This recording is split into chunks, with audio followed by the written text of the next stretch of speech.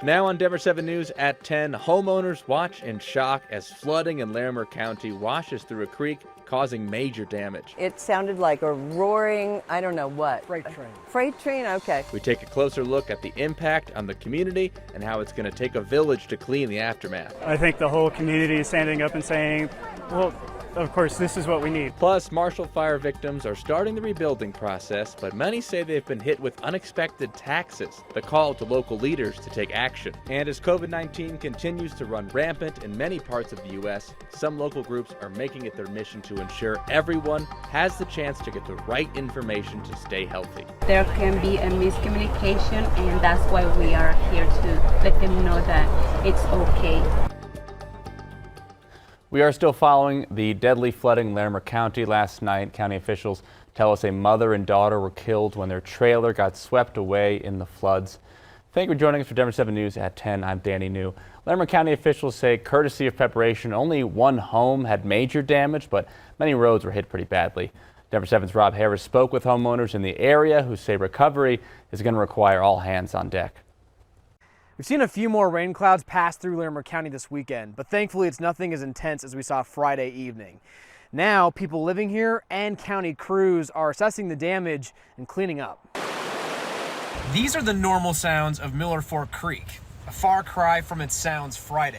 At that time, it sounded like a roaring, I don't know what. Freight train. Freight train? Okay. Linda and Jim Cunningham had a front row seat. They're staying at their friend's place right on the creek. I looked out and it's a black river and it's all kinds of huge waves with logs and boulders and everything in it. The black color of the water was just one way the Cameron Peak fire made its mark on this flash flood. The speed and intensity of the flood can be blamed on the fire too. When we have a wildfire, the soil changes and it's no longer able to absorb the water like normal soil would for a little while after the fire. It has to get some regrowth behind it. So when water falls on it, it just flows right off. Crews will be working on road repairs for some time. And for the time being, County Road 44H is closed off to all traffic except emergency vehicles. It's hard to have a piece of nice mountain property looking like this.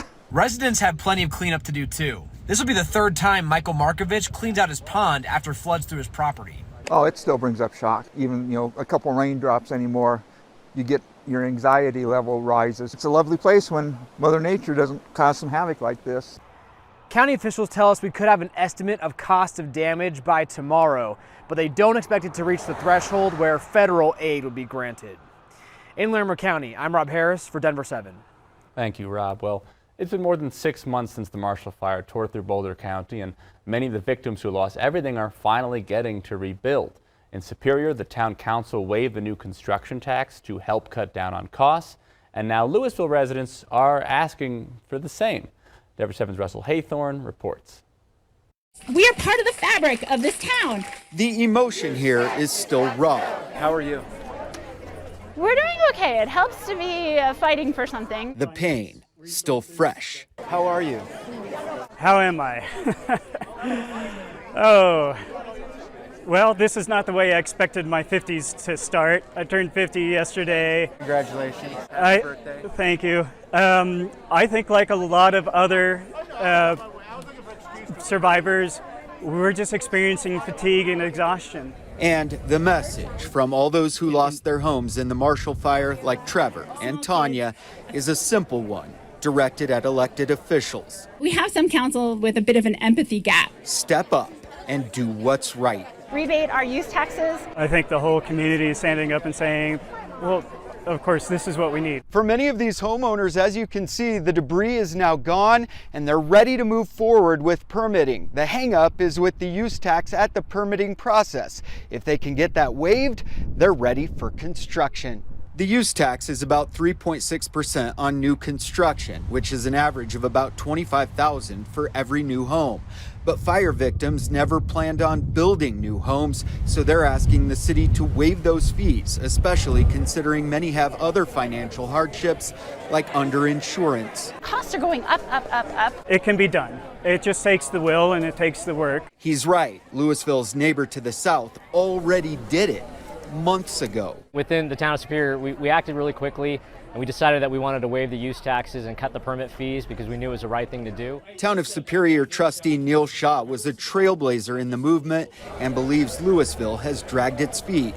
And Boulder County hasn't taken any action on waiving the county use tax, which also amounts to thousands per fire victim. Quite the opposite. They've been working in the background to prevent having public conversations about refunding that use tax. These survivors say they will fight to the bitter end.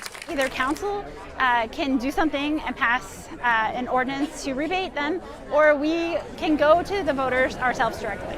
In Louisville, Russell Haythorne, Denver 7. Thank you, Russell. Well, U.S. inflation has reached a new 40-year high, which is forcing households to get creative with trying to afford the cost of essentials. In fact, some Coloradans are turning to an unexpected place to get extra cash: pawn shops. Angelo Arguello is the owner of Pawn King in Inglewood. He said his shop has always seen its ups and downs with the economy and noticed another change in February. That's when he started seeing more people come in for quick loans, anything to help them get to work that day or make it to their next paycheck. People just needing money to do their daily commute.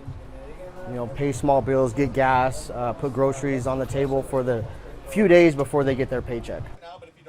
Arguello says Mondays toward the end of the month are usually his busiest, and some weeks he finds himself loaning out thousands of dollars. Well, the FDA and the CDC are considering widening the eligibility for the second round of COVID-19 vaccine boosters. This comes as the highly contagious BA.5 variant runs rampant through the country. Nationwide, more than 124,000 new cases are being reported every day, which is a 16% boost from just the beginning of the week. One thing, though, experts say if you got the first booster shot, you're likely protected from serious symptoms that could come with this variant. As more people in Denver get the COVID vaccine, the Latino and Hispanic population continues to fall behind groups in getting vaccinated. That's why there are groups like Esperanza Home for All, which is touring around communities in Denver to provide information about the COVID-19 vaccine and booster shots. They say it's important that community members have a safe space to just ask questions and ease any hesitation about getting the vaccine. They need more awareness, you know. They need more of the right information probably because of their language barrier, there can be a miscommunication, and that's why we are here to let them know that it's okay. The Esperanza Hope for All tour continues tomorrow when they will be at Iglesias Anunciacion on Humboldt Street from 9:30 a.m. to 6:30 p.m. All right, still to come on Denver 7 News at 10, finding a forever home. Sorry, had to make the pun, you understand. The new offer from the Humane Society to help you get a new best friend and help them with their high numbers right now with their animals. Plus, coming up in sports with my close friend and confidant, Nick Rothschild, we got a whole lot, honestly. Broncos camp on the way, we got Rapids action against the Galaxy, and Rocky's Star Wars night.